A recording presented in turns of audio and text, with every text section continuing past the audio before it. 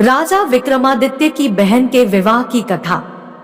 सिंहासन बत्तीसी की 29वीं पुतली मानवती ने राजा भोज को बताया कि राजा विक्रमादित्य वेश बदलकर रात में अपने राज्य में घूमा करते थे। ऐसे ही एक दिन घूमते घूमते नदी के किनारे पहुंच गए। चांदनी रात में नदी का जल चमकता हुआ बड़ा ही मनोहर दृश्य प्रस्तुत कर रहा था। विक्रमादित्य चुपचाप नदी तट पर खड़े थे, तभी उनके कानों में बचाव बचाव की तेज आवाज पड़ी। वे आवाज की दिशा में दौड़े तो उन्हें नदी की वेगवती धारा से जूझते हुए दो मनुष्य दिखाई पड़े।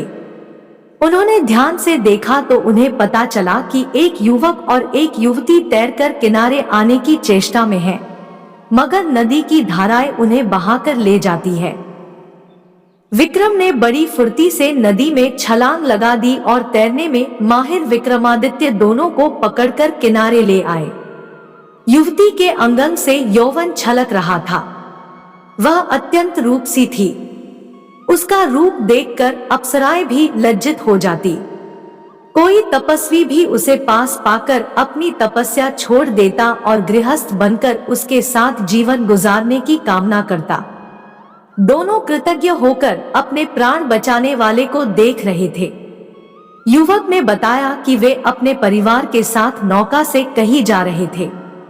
नदी के बीच में वे भंवर को नहीं देख सके और उनकी नौका भंवर में जा फंसी। भंवर से निकलने की उन लोगों ने लाख कोशिश की पर सफल नहीं हो सके। उनके परिवार के सारे सदस्य उस भंवर में समा गए, लेकिन वे दोनों किसी तरह यहाँ तक तैरकर आने में कामयाब हो गए। राजा ने उनसे उनका परिचय पूछा तो युवक ने बताया कि वे दोनों भाई बहन हैं और सारंग देश के रहने वाले हैं। विक्रम ने कहा कि उन्हें सकुशल अपने देश भेज दिया जाएगा। उसके बाद उन्होंने उन्हें अपने साथ चलने को कहा और अपने महल की ओर चल पड़े। राजमहल के नजदीक जब वे पहुंचे तो विक्रम को प्रहरियों ने पहचान कर प्रणाम किया। उन युवक युवती को तब जाकर मालूम हुआ कि उन्हें अपने प्राणों की परवाह किए बिना बचाने वाला आदमी स्वयं महाराजाधिराज विक्रमादित्य थे। अब तो वे और कृतज्ञता भरी नजरों से महाराज को देखने लगे।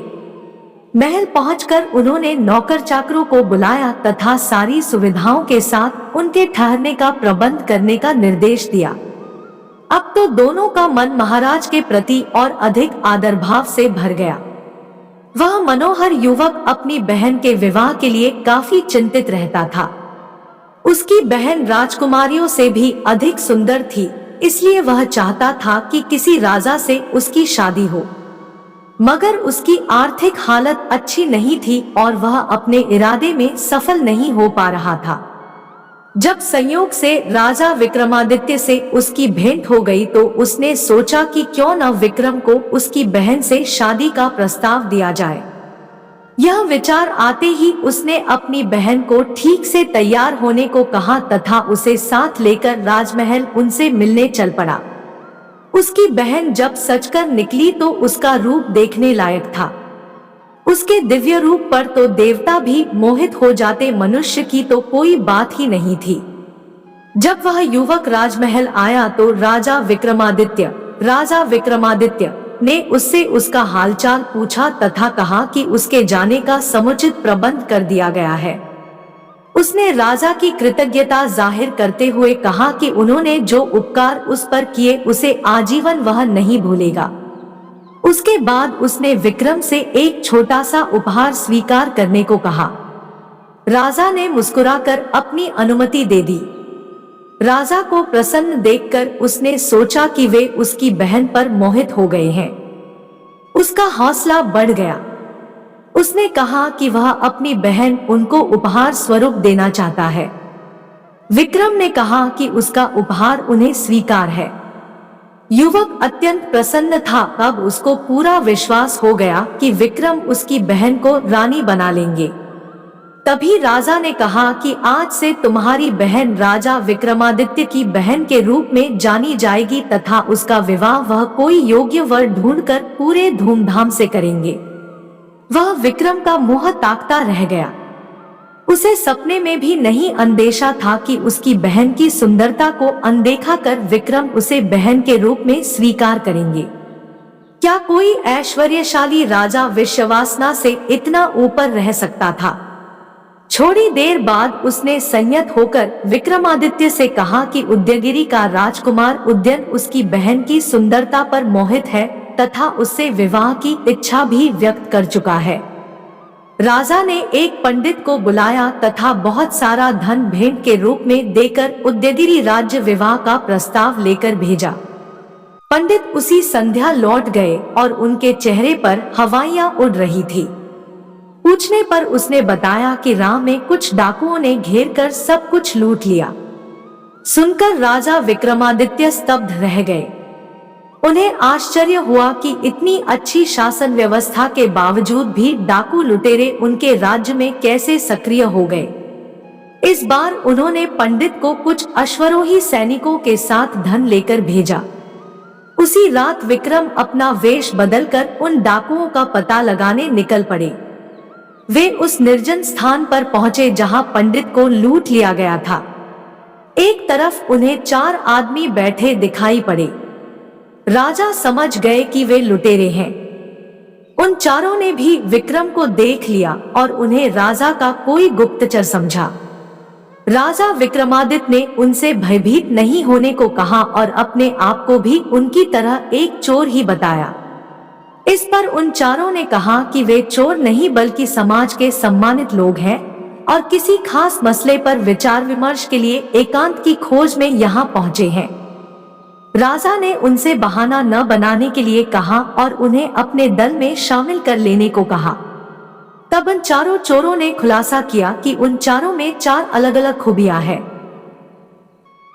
एक चोरी का शुभ मुहूर्त निकालता था, दूसरा परिंदे जानवरों की जबान समझता था, तीसरा अदृश्य होने की कला जानता था तथा चौथा भयानक से भयानक यातना पाकर भी उफ तक नहीं करता था।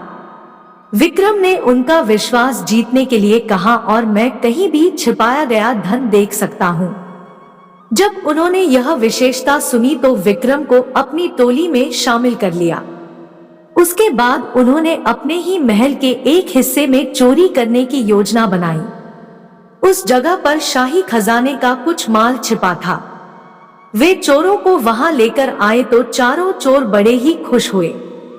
उन्होंने खुशी खुशी सारा माल झोली में डाला और बाहर निकलने लगे। चौकस प्रहरियों ने उन्हें पकड़ लिया। सुबह में जब राजा विक्रमादित्य के दरबार में बंदी बनाकर उन्हें पेश किया गया तो वे डर से पत्ते की तरह कांपने लगे। उन्होंने अपने 5वें साथी जो कि स्वयं विक्रमादित्य थे को सिंहासन पर आरूढ़ देखा। वे गुमसुम खड़े राजदंड की प्रतीक्षा करने लगे, मगर विक्रम ने उन्हें कोई दंड नहीं दिया। उन्हें अभयदान देकर उन्होंने उनसे अपराध न करने का वचन लिया और अपनी खूबियों का इस्तेमाल लोगों की भलाई के लिए करने का आदेश दिया। चारों ने मन ही मन अपने राजा की महानता स्वीकार कर ली और भले आदमियों की तरह जीवन यापन का फैसला कर लिया। राजा विक्रमादित्य ने उन्हें सेना में भर्ती कर लिया। उदयन ने भी राजा विक्रम की मुंहबोली बहन से शादी का प्रस्ताव प्रसन्न होकर स्वीकार कर लिया। शुभ मुहूर्त में विक्रम ने उसी धूमधाम से उसकी शादी उदयन के साथ कर दी जिस तरह किसी राजकुमारी की होती है।